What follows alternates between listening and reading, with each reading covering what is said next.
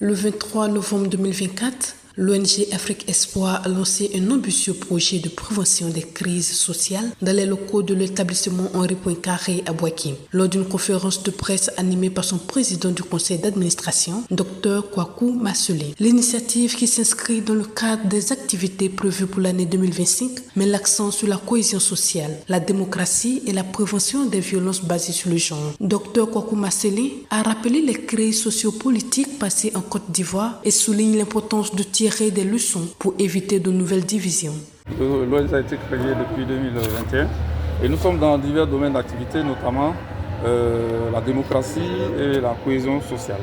C'est d'ailleurs dans ce cadre que nous avons lancé un certain nombre d'activités en nous référant à notre passé récent par rapport à tout ce que nous avons pu constater, nous avons pu vivre et les souvenirs atroces que nous gardons encore en mémoire. Pour nous, il est important que chacun, à son niveau, puisse prendre donc ses responsabilités et surtout apporter sa contribution à l'édification de la nation ivoirienne. Et pour ce faire, nous avons donc au niveau de l'ONG Afrique Espoir lancé, programmé dans le cadre de nos activités 2024-2025, des activités phares notamment, organiser notre émission phare qui est Student Life à l'endroit donc de ces jeunes-là cette année.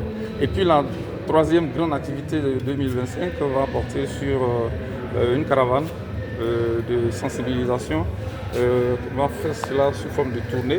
Il a insisté sur la responsabilité collective pour promouvoir la paix et l'unité nationale. Il a précisé que des formations seront organisées pour renforcer les compétences des journalistes dans la lutte contre les violences basées sur le genre et qu'un concours récompenserait le meilleur message de sensibilisation produit à l'issue de ces formations. Un message de paix en ce sens que sans paix, il ne peut pas avoir de développement. Et nous devons nous accepter les uns les autres. Nous devons considérer, comme nous nous considérons, nous devons considérer les autres comme nous-mêmes, prendre les autres comme notre semblable.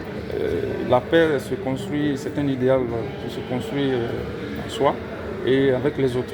L'événement a également été marqué par la présence de partenaires financiers, dont le PNUD, représenté par la coordinatrice de la sécurité humaine. Elle a expliqué que le PNUD accorde une importance particulière à la lutte contre les violences faites aux femmes et aux filles, soulignant que la campagne des 16 jours d'activisme contre ces violences est un axe majeur de son action.